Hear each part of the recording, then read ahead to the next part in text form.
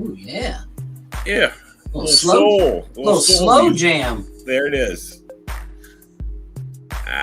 We'll just cut right into it. Good evening, everybody. It is Friday night, the 17th of October already, and we are getting ready to talk to you about the world of football. A lot of stuff going on. Some firings, unexpected firings, expected firings. We got to get Nate. We got to start. I cannot get a finger on the pulse of this NFL season so far.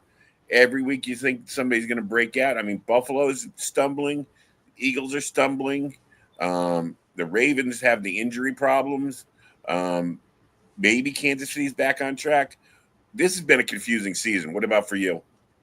Yeah, very confusing. I mean, I just wish it was consistent though, because Buffalo loses a couple games and it's like, oh, it's still Buffalo. They'll be fine. And, Philadelphia loses 2 games and the world, the floor is falling out and Sirianni needs to be fired again and Jalen Hurts sucks again. And, I just wish it was consistent because there's just no team that's dominant right now. And that could be, because there isn't a dominant team. That could be because these, people haven't found, their rhythm. And there's a bunch of different reasons. But, to be honest with you, with the Ravens, am I surprised that they're 1-5? Yeah. I am a little bit surprised by that just because of the sheer talent. Because of what we thought they would be before the season. But honestly, after watching them play and watching them implode in that week 1 game against Buffalo, I'm not really surprised. And obviously it has something to do with Lamar not playing. But the biggest problem, even without Lamar, hasn't been the quarterback. Their defense is horrendous. Yeah. They're one of the worst defenses in the league. Anybody that they had with a pulse last year is either injured or they let them go. Their secondary is atrocious. They have no pass rush. The one good defensive tackle they have has been injured. Their defense is bad. And you mentioned this in the past, and I kind of was against it. I've come across to the other side of the table. I think they need to move on from Harbaugh. And are they banged up? Are they injured? Yeah, but that's not. They were losing before they had injuries. Yeah. And I think it's time for a fresh voice. The bottom line is he couldn't get him across the finish line into a Super Bowl. Yeah. With one of the best quarterbacks of his generation and a quarterback who's definitely going to end up in Canton and be mentioned among the greats. You just can't have him not being – I mean, Joe Burrow's been to a Super Bowl. Jared Goff's been to a Super Bowl. Jimmy Garoppolo's been to a Super Bowl, and Lamar Jackson's not been to a Super Bowl. I mean, come on. Well, yeah, and not only that, but they were like, well, they've never had like a really great running back. Well, now they have a Hall of Famer at running back, and then they're like, oh, but he's never had great wide receivers. Well, now they have Zay Flowers and Rashad Bateman, and they have Mark Andrews, and it's not. Yeah. It's not like they're devoid of talent, right? Across the board, they're stacked. Their defense, like I said, this year is kind of a train wreck, but they're still pieces. They have Roquan Smith, as I mentioned. They have a really good defensive tackle, and they have Marlon Humphrey, or they had them. Those guys are all now hurt, but I'm just saying they had the pieces, and they've had the pieces. He just hasn't been able to get it done. Well, let's talk about last night's game too. I mean, you got old man Flacco against old man Rodgers. In a shootout. I mean, it was kind of an entertaining game, but the bottom line of that game is right now with the fact that, the Ravens are a mess, with the fact that, Flacco just came to town, with the fact that, the Browns are the Browns. If you're Pittsburgh, you got to put the pedal to the metal and say, right now, we don't know what's going to happen later on in the season. We've got right now the best standing quarterback in our division. We should be the best team. We may have the best coach in our division. You can't give up and you can't lose to Cincinnati in that situation. You can't. You just can't. Especially when you're up 10-0 in the first quarter, right, and have the ball. Okay. That's when they lost the game right there. They were up 10. They should have been up 14-0. But whatever. They were up 10-0 and had the ball, and they were driving. You go up 17-0 going into the second quarter, I honestly think the Bengals probably would have quit. Their Yeah. fans would have all gone home. It just would have been over. But they didn't do it. They didn't execute. First off, there was one bad throw by Aaron, but honestly, the second interception was a great throw. That was just a really good play by DJ Turner. But the main issue that I took from that whole thing was Joe Flacco was freaking amazing. That guy, whatever you want to say about him, he's a Hall of Famer in my opinion. From his first career with the Ravens, and then B, what he's done since. I mean, this guy can walk into a room, you hand him the playbook, and 20 minutes later he can go out and win you a football game. Not many people can say that. So he was awesome. But secondly, the Steelers defense is bad. I mean, I've never seen. This is the worst defense I've ever seen out of a Steelers team. I kept asking the question on Twitter, like, is TJ Watt playing? Because I didn't even hear them call his name. He had one sack in the fourth quarter, which was a big play, but they weren't able to capitalize on it because A, they couldn't stop him after that, and B, they paid all this money and did all this work to get this trade so that they could get Jalen Ramsey, and he can't cover anybody. He's a mess, dude. That guy is trash. And they should cut him and move on. I mean, I at some point you got to realize, especially at a cornerback, they fall off fast. Well, he's had a long career. You got to say he's had a long career. Yes. So you got to expect it. At some point, hey, Deion Sanders was getting burned late in his career. You know what I mean? You just don't have the speed anymore. Not like this. No, I know, but it was just it was, and this is one of those teams you look at and. That's what's getting me this year is the teams that unexpected teams that are taking advantage of their situations seem to be the teams like the Colts, the Buccaneers, where the other teams, aren't taking advantage. And then let's go back to Sunday night because I hear a lot of complaining about it, about the referees. Yeah, one more comment. If you're a shutdown corner and they're putting you on. Whoever it is, T. Higgins, Jamar Chase, they're putting you on someone to shut them down. And that person has 17 catches for almost 200 yards and 3 touchdowns. You are no longer a shutdown corner, my friend. Yeah. And at one point they had to bracket, the double bracketed coverage. And then Flacco just recognized it and threw it over the top. I don't know what the answer is. For the Steelers defense, because I'm not sure what their depth looks like. But at this point, I think you got to play younger guys, and you just got to roll with whoever else you got because you're not going to get it done with these dudes. Well, let's roll this out a little bit further too. I mean, think about it. And now you have a veteran quarterback who has won a Super Bowl. You have 2 superstar wide receivers. You have, can they? We don't know if Burrow's going to be able to come back this year. They said it's a 3-month injury, which means maybe week 14. But if you got Joe Flacco there and the Steelers can't capitalize right now, Baltimore's a mess. Is Cincinnati back in play?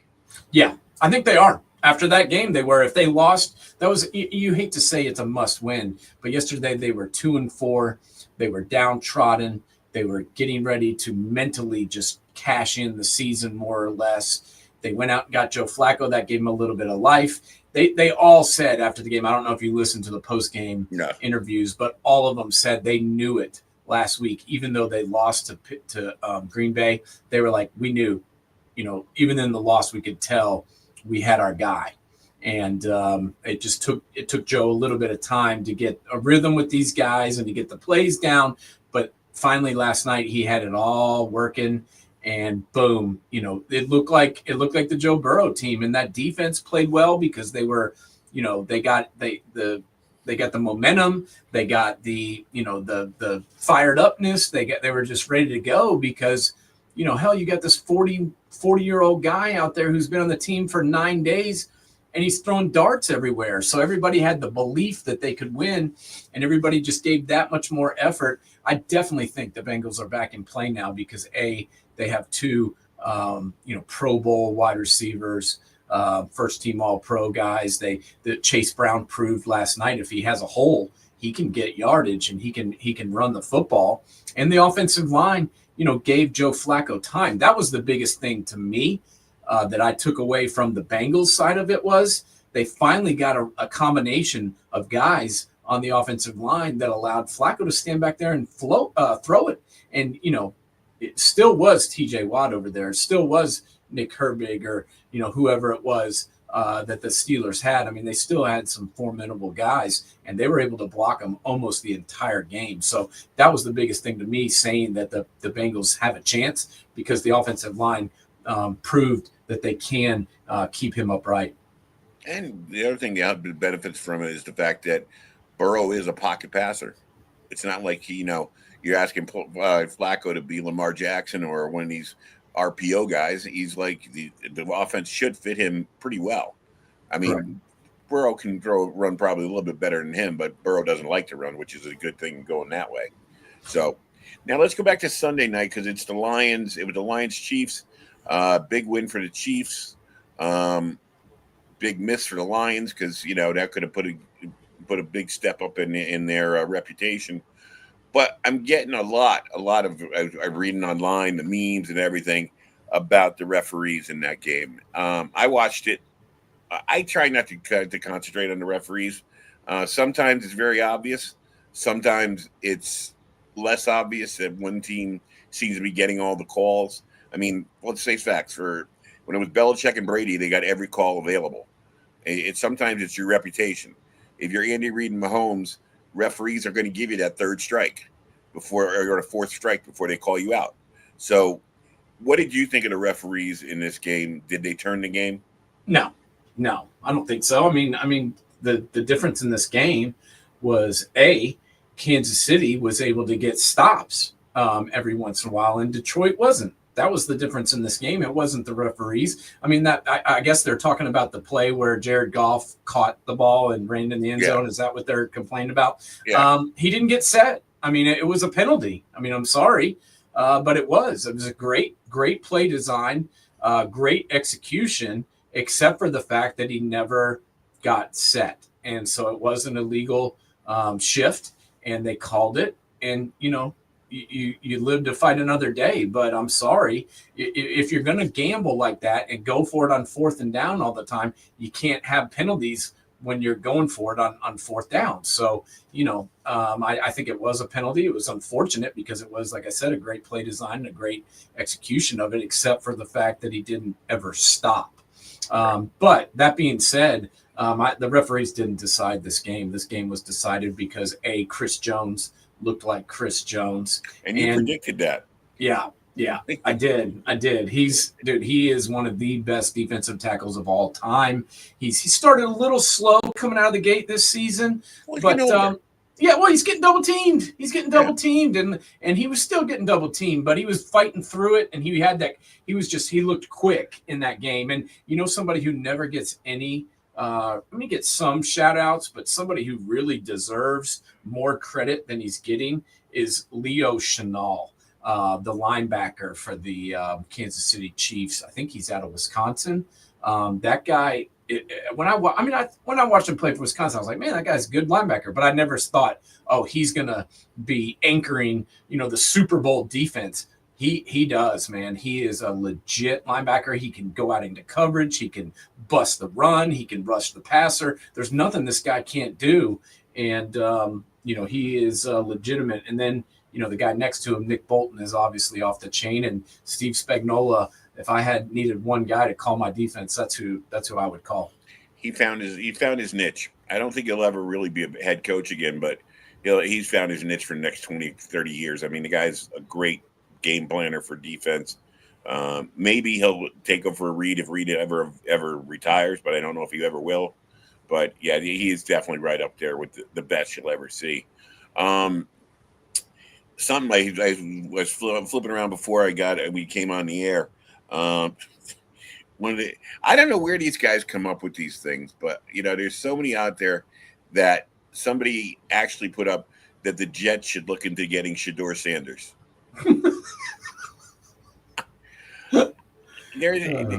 There's never been a 5th round draft choice that's been as talked about as this kid. I'm not putting him down. He's never done anything. He's never done anything to me. He may turn out, if he gets somewhere, to be a great quarterback. I don't know, But the Jets are a mess. It would be the worst situation for both kids. For both ends of this, it would be bad because he's going to come in. Look, Justin Fields is having his problems, and Justin Fields has been in the league for 4 years. You know what I mean? He's seen everything already. He's seen this. Shedeur Sanders seen nothing yet, and that would just guarantee a winless season. True, and let me just put it to let me give it to our listeners and to you this way. Aaron Rodgers last year on the Jets, he wasn't that bad. He had good numbers or whatever, but everybody was like he's washed. The year before, the injury, whatever. But everybody watched him play last year, and the Jets couldn't win a game, and it was all Aaron Rodgers' fault. You take him off that team, you plug him into the Steelers. He looked like Aaron Rodgers from the Packers last night. I mean, he was throwing darts all over the field. He threw 4 touchdown passes. I think what did he throw for? Like almost 300-something yards. Yeah. He was legit. So it's not – I mean, I'm not saying that if by any stretch I think Justin Fields has run out of chances. I don't think anybody's going to give him another chance. Feel bad for the kid, but whatever. It is what it is. He is what he is. He was an unbelievable college quarterback, and that's how some guys are. But you can't blame him for this Jets fiasco. Their offensive line is trash. Their wide receivers, besides Garrett Wilson, is trash. The defense has played god awful all year long, except for this last game against the Broncos. The coaching is bad. Aaron Glenn doesn't know what he's doing. And, to be honest, I'm not making fun of Aaron Glenn because the guy before him didn't know what he was doing either. But this team is just a train wreck, and it's just, that's what the Jets are. And that's what they always are. But, they're not the only one. One team's already fired their coach, and that was the Tennessee Titans. And I wanted to ask you, because I want to get your thoughts on it. We didn't like the hire when it happened. No. Neither one of us liked firing Mike Vrabel, which we were proven right because here he is again leading a team that has no business being 4-2 and atop the division in the East. So obviously Mike Vrabel's a great coach. Anyone who has a brain in their head knows that, except for the Titans brass. But we didn't like the hire to begin with. But did they really give this guy a fair shake, letting him coach one and a half seasons, Joe? I mean, they go out and they didn't let, he didn't even draft, Will Levis, but they gave him a season with him. It didn't work out. So they go out and take the number 1 pick. And then, there's been growing pains, obviously, with Cam Ward. And me and you both thought there would be. And here we are firing the guy right away. And I don't even like him. But do I think it's fair? No, I don't. What do you think? I wanted to get really into this with you because of the pin it together with the James Franklin firing over the weekend at Penn State. And my big thing is, what advantage does it give him to get? I mean, is there a coach out there that you have your eye on that's not there? Who Mike? What's his name? Mike McCoy. Guy got fired by the Cowboys. Oh, Mike McCarthy. Mike McCarthy. I mean, maybe you think grab him now before everybody else. Yeah, but they didn't even do that. They just named Mike McCoy the interim coach. If you were going to do this to get Mike McCarthy, go hire Mike McCarthy right now. Yeah, he's not even coaching. That's what I mean. That's what I know. I'm agreeing with you. That's what I would do right now. I would sit there. You got an offensive-minded coach out there, Super Bowl winner. Usually wins 10 games consistently. Proven quarterback developer. Right. And it's just like, why get off your freaking ass, get on your private jet, you go to Mike McCarthy, you hire him, you bring him in for the rest of the season. Don't go around with this interim bullshit. You sit there. If you're gonna don't make the mistake worse than it is right now, because you have a solution out there. And if you wait till the end as the season's going on, you don't know who else is going to get fired, and you don't know and they might go and say Mike McCarthy's out there. I'm going to grab him now. If I was the owner or the GM of this team, I'd sit there and go, fire up the jet. Where is he? Where is he right now? Let's go get him. And you have McCoy for this week, but I would be in McCarthy's front yard right now saying, look, don't worry about this weekend. You get yourself down there. We'll get you settled into a house and whatever, and you take over the team next week. That's it. Yeah, but do you believe they're going to do that? No, because they're stupid. Because they're They are stupid. stupid. This is what's wrong with this. Even Bud, before he passed away, God rest his soul, he was the same way. They have no patience. They have no guidance. They have no real flair for running a team, and it's shown by their decisions. I mean, the Tennessee Titans have become the Detroit Lions of old, the New York Jets, whoever you want to say that fires. I mean, every single year it's the GM's fired, the coach is fired, the coach is fired again, the GM is fired, the quarterback is fired. They've drafted 3 quarterbacks in the last 3 drafts. I mean, what the hell are you doing when or last 4 drafts? Excuse me. They've drafted 3 quarterbacks in the last 4 drafts. What the hell are you doing if you have a new coach, a new quarterback, a new GM? Every 2 to 3 years, you're never going to win shit.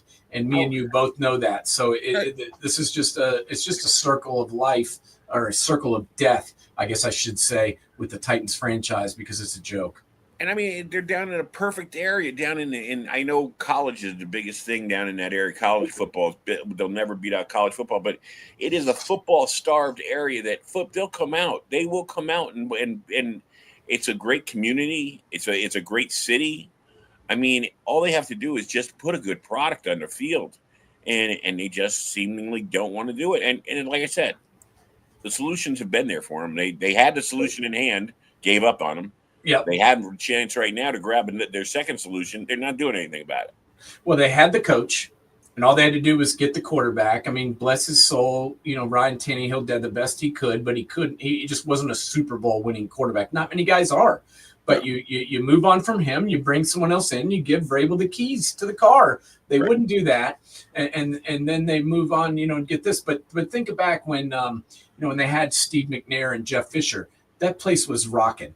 Yeah. They had a huge following. The fan base loved the team. They were there selling out the stadium every game. When Vrabel and Tannehill and Derrick Henry were rolling, the fans were all over it. They want a winner. They just don't have the ownership to do it. And you mentioned the Penn State. That's a whole nother animal. Okay. Yeah. The way that college football is now, it's unfortunate because these athletic departments are in this just, oh my God, we have got to win right now because the AD doesn't want to get fired. The coach doesn't want to get fired. We're paying all this money for these NIL, we're paying all this money for this quarterback. We're paying all this money for these transfers. We've got to produce with them. We've got to win the big game. And, to be honest with you, I think that they should have fired him? No, but I think they kind of had to after this, after where they were. I mean, it was constant berating of questions. What are you going to do? What are you going to fire him? And Franklin was out of answers. So you fire him. But what I don't want to hear is, this Big Ten is looking at this private equity firm about, basically kind of borrowing $2 billion. What are you talking about? How about you be fiscally responsible and don't pay $49 million to one guy to not coach? And when it's all said and done, they're going to pay over $65 million if you include the staff and their contracts. So you're pissing away $65 million and then telling me that you have to borrow money. Give me a break. Handle your money responsibly. I mean, you think about it. Look, I give Franklin a lot of credit. He came in there after Bill O'Brien left. It was on the tail end of the Paterno scandal and the Sandusky scandal. He was an honorable guy. He did, but I mean, you cannot win only 4 games against top 10 opponents in 12 years. I mean, this is a program. When I grew up watching I grew up watching Penn State, and Joe Paterno was a great coach. When he was young, he was a great coach. He was the old saying was, "Don't give Paterno a week; he'll have a game plan to beat you." And they were used to winning big games. These guys, the alumni now, they're still talking about the games of the 70s, the games of the 80s, the games of the 90s. And the worst thing is they're the alumni. The one thing that worried me so much about paying the players and the NIL and everything, it's one thing to have one wacky owner out there. Now you have thousands of wacky owners, the NIL people, the people who give you the money, and they want to stay. They want to stay in what goes on what's going to happen. And unfortunately, Franklin got caught in it. I don't feel sorry for him because, like I said, he never won a big game. What are you going to do? This Penn State, man, you got to get in there and win. Well, he won one game last year, but you know, he won several games last year. He made the college football playoff. playoff. I'm talking about when he beat Boise State, and I understand, but he was one play away from going to the national championship game and having another shot at the Buckeyes, whom he only lost to 20-17 earlier in the season. Yeah. So to sit here and talk to me about like the James, not you, but I'm saying these people that sit here and talk to me about how James Franklin isn't a good coach, that's bullshit. This guy, won over 70% of his games. He won at Vanderbilt. He won at Penn State. He's a great coach. He just never, you have to have the right situation to win it all. You have to have everything click. Right? It's like saying Ryan Day's not a good coach. Ryan Day's a great coach, but it just never, whatever was going on, he made the college football playoffs so many times and they were so close so many times in his first 6 years, but they never won the game and everybody wanted to get rid of him. And I'm like, no, you need to give him time. Well, he only needed one more year and then he won it all. And do I think that James Franklin would have ever won it all? I don't know. But who are they going to get to replace him is what I'm asking, Joe. Who are they going to get that they're going to get to come in next year that's going to be better than James Franklin? Who is it? The only thing that comes to mind, but I don't think he'd come there, is Dan Lanning. Yeah, he's not. He's not leaving Oregon. Oregon's got so much money with the Nike money behind that. And the great thing about that too is he can actually live a normal life up there because the Oregon people are just love him to death. And he's not in the papers all the time. Penn State Penn State is kind of like Lincoln Riley. Sooner or later, USC people are going to look at him and go, "Where are the championships that Pete Carroll won? Where's that stuff? Come on, let's see what's going on there." I can't believe he's not getting more heat right now. But you didn't answer my question. Who are they going to actually get that's better than James Franklin next year? I can't say he's better, but you got to kick the tires on the Indiana coach. He's not coming. He signed an 8-year extension on his current deal. So not just an 8-year contract. He signed an 8-year extension. He's going to be the coach in Indiana until he's 73 years old. He's now making $11.6 million a year, second in the Big Ten, only to Ryan Day. He's not going anywhere. How about kick the tires on John Gruden?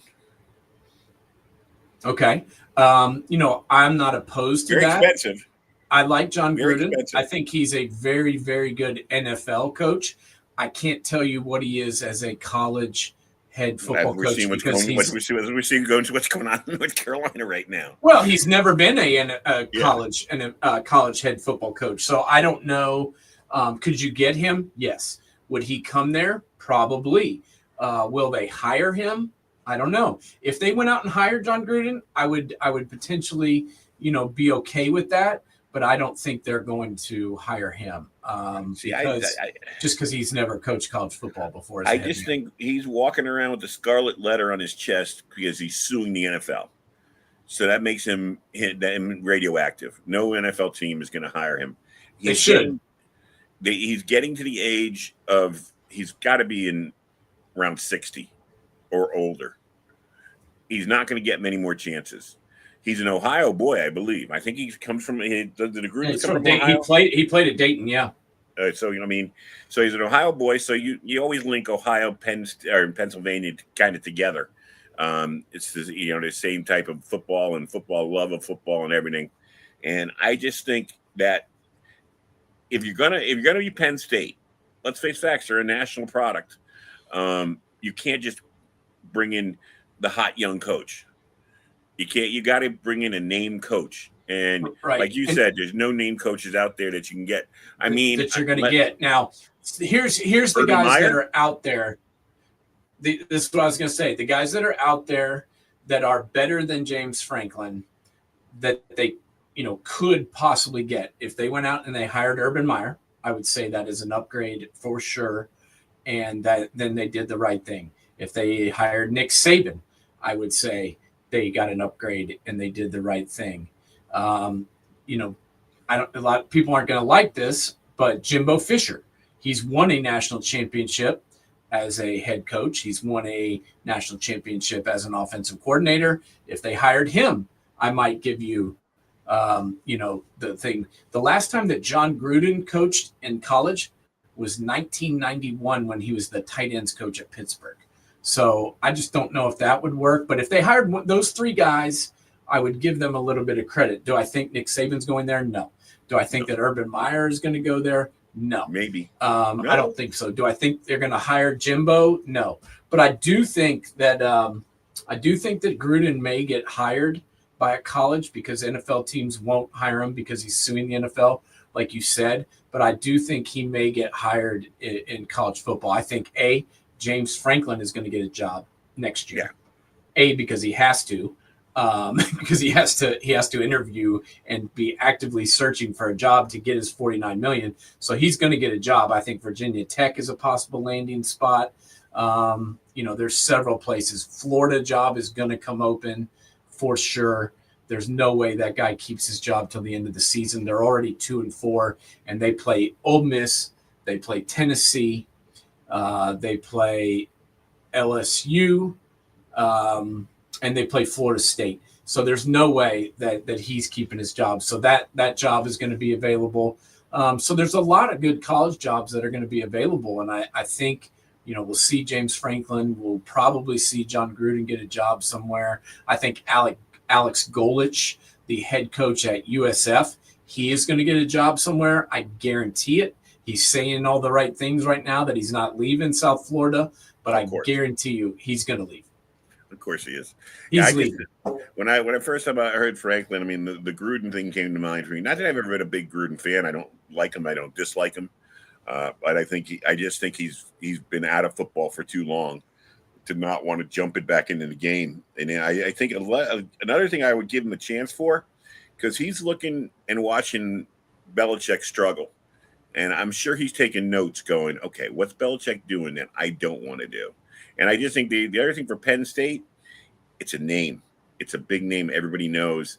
And he's got that reputation and, But do they want to hire John Gruden? I mean, they've already had this scandal, with Sandusky. They've had bad press about this university. Then you go and get this guy that's suing the NFL that had these racist, misogynistic. True, I forgot. I forgot about that. About that. Yeah, do you want to bring this guy in and be like, okay, you've already got people that are against, sexual assault, attacking your school. Then you're going to have these other groups coming after you. I don't think that's the move they make when they're already, this is a big time hire for them. Now, one guy that has been discussed, left and right, because obviously the athletic director used to work with him, and that's Matt Rule at Nebraska.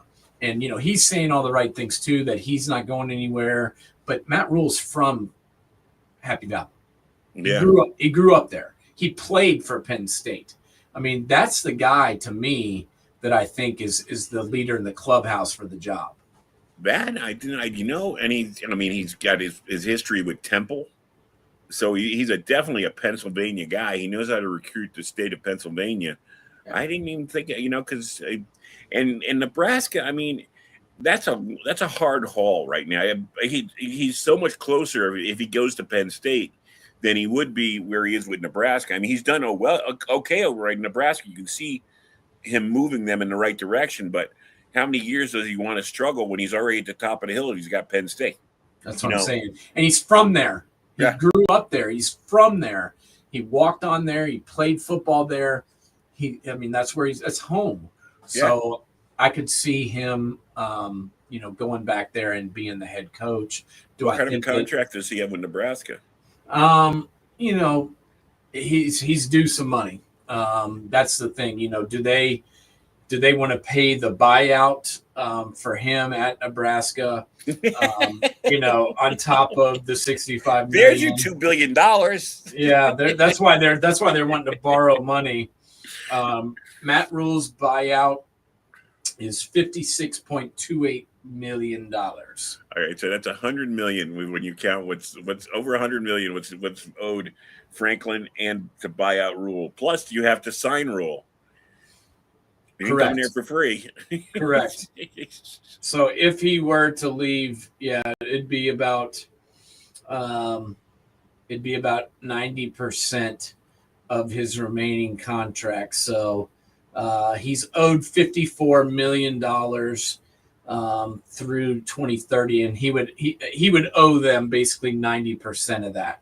Wow. So that you're talking over $40 million. Wow. That's a tough sell.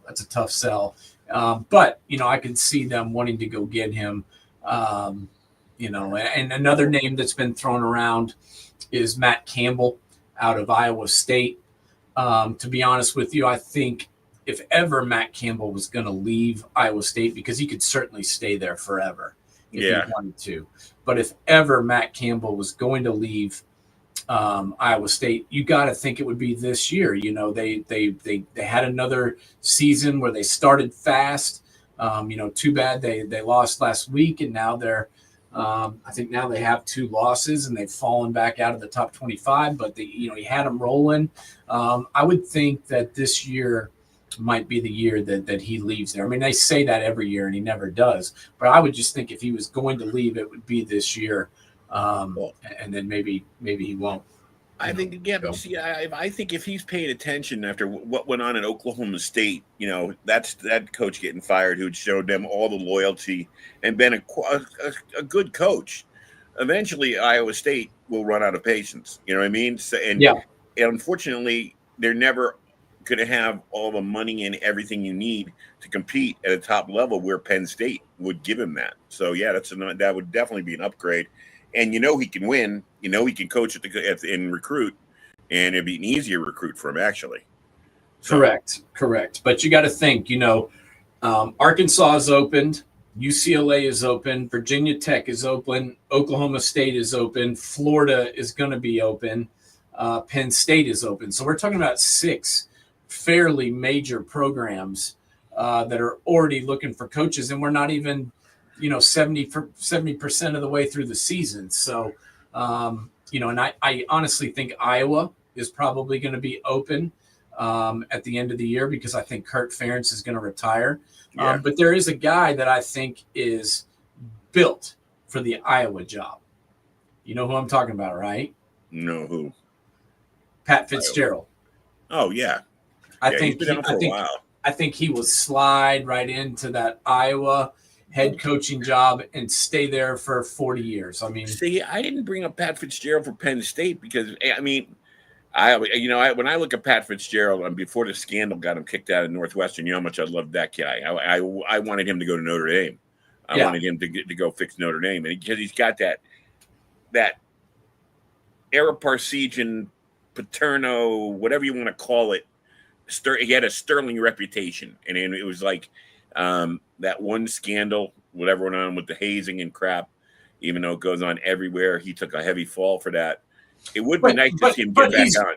But he's been, he's basically been exonerated. I mean, they paid him. He sued the school, saying that he had no knowledge of it. They had no evidence that he had knowledge of it, and they settled it with him for over $62 million.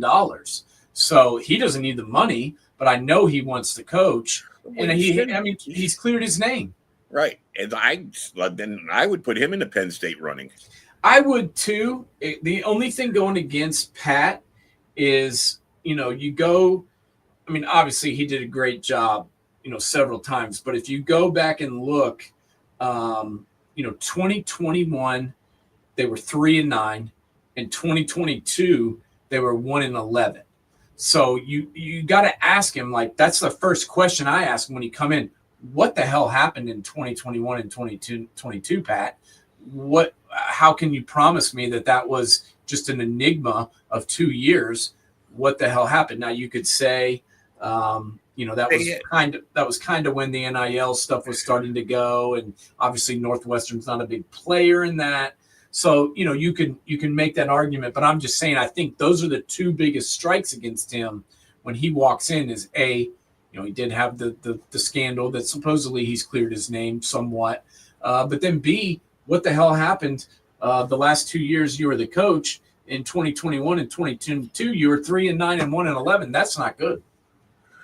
No, it wasn't. But I also when I watching Northwestern from afar during his time there, he usually had cycles. He'd be on a down cycle. He'd go down to like middle of the pack. He'd be a 3-4 win, 5-team win team, and then once he got the players, because none of his players left early, so once he got where he had a full team, then he'd roll up and he'd make that one big strong push, and he might make it to the Big Ten championship, might not, but he's right up there competing with everybody. So he kind of had the weird way of doing things there. I agree, and I love him. I'm just telling you what people are going to say. Yeah. I'm just telling you the first question that's going to get asked to him when he sits down and says, they say, Pat, why should you be the coach here at Penn State University? And he's going to say blah, blah, blah, blah, blah. And they'll be like, okay, what the hell happened in 2021 and 2022 at Northwestern? Why were you 1-11 and 3-9? They're going to ask that question, and he better have a pretty good effing answer for it. Yeah, he's going to have to. But you think about that, and in 2020, the COVID year, they were 7-1 and made the Big Ten championship game, and obviously they got beat by Ohio State, but Ohio State had Justin Fields and went to the national championship game and played Alabama. So, and to do that at Northwestern, I think is amazing. So I would certainly hire Pat Fitzgerald. If I was Iowa, I would already have him. I would already have a contract to his agent right now and say, hey, Kurt is considering retiring. We want to have you ready. Come on. I mean, I just think Iowa's the perfect spot for him. I'm not saying it's not. I mean, the only thing I'd say is Kurt really going to go through on his retirement? Some of these coaches you can't trust. They sit there, all these coaches that keep coming back, and we go, what the hell, man? You got more money than you ever need. Belichick's the perfect example. Bill. True. But I think you tell him, listen, Kurt, it's time, retire. Kurt is 70 years old. He passed Woody Hayes as the winningest coach in Big Ten history, the most victories. He's been at Iowa he's been there since 99. So, I mean, that's a long time. He was hired on December 2nd, 1998. I think it's probably time to go. I mean, it'd be good to get. It'd be good anyway to get Pat Fitzgerald back in coaching. I'd be for that. Yeah. One last thing, Miami. How much longer do you think McDaniel's going to have? I mean, he's just getting the worst press in the world. Aaron Glenn has a chance because he's to survive because he's the first-year coach. McDaniel, man, how he went from being Wonder Boy to wonder why we ever hired him. He's not. I already told you before the season started that he wasn't going to make it all the way through the year. He's 1-5 right now. There's internal fighting. There's the press conferences are a disaster. He's got his quarterback up there saying that people don't come to meetings. The only thing that Mike McDaniel has going for him right now is that they play the Browns this week. So let me say this: if they lose to the Browns on Sunday, he's not going to be on the plane going back. He's not going to be on the plane. I'm telling you right now, if they lose to Cleveland on Sunday, they play at 1:00 on CBS at Cleveland. If he loses to the Browns, he will not be on the plane coming home. If they win that game, he might last another week. But he's not lasting past week 10 when they play Buffalo. It's just amazing some of these coaches that they come out of the chute so fast. And maybe it's bad to come out of the chute so fast. Maybe it's good to have to struggle a little at first so you're not full of yourself. Because, I mean, he went from everybody thought, oh, this is the new wave of coaches. He comes from the great tree of Shanahan. He's going to run a Shanahan-type ship down there. And then Miami's going to have thousands of championships again. It's going to be like Shula all over again. And all of a sudden, within 2 days, everybody's making fun of him and going, man, why is he wearing those pants? Well, this has been going on ever since he got there. But when he first got there, nobody showed up to meetings. People showed up to shit late, and nobody cared because they were winning. Right. Well, all that stuff gets amplified. It's like the Nuke Lelouch Crash Davis speech. Right. You win 20 games in the show, you can let fungus grow on your shoes, and people will think it's it's classy. But until you do that, it's gross. Right. And it's foot fungus. But you got to win 20 games in the show, and then all of a sudden, it's just part of you. So that's the thing, man. When you win, no one cares. When you lose, everything you do is amplified. Your stupid pants, your idiot press conferences, your letting guys not show up, all that shit comes back to bite you. That's for sure. All right, what's on the show on Sunday? I'm not sure. We may take the week off just because we got some craziness going on Sunday. But obviously, there is a ton of good games this weekend. We've got Alabama versus Tennessee. We've got Georgia, Ole Miss, which is huge. Louisville, Miami is a pretty decent game. Ohio State, Wisconsin, LSU, Vandy. There is a lot of good action going on this weekend. Notre Dame, USC, another ball game that I'm going to be watching. Wow, that was always a classic one. I mean, it's at Notre Dame this year, which will be good. I'd like to see them wear the green shirts again. That was always fun when they do that. I love it. That's what we'll see. All right, my friend. I will see you next week. Enjoy the weekend, and let's go. And Giants over Denver. Let's see it. I would love to see it. I want the Cam Scatterbo train to keep on rolling. There you go. Oh, there's the lady who bartends my trivia night. She's not a real big fan of anybody, but me and another guy down there, we tried to buy her a Scatterbo jersey, so she has to wear it. They're on back order already. You can't get a Scatterbo jersey in this area.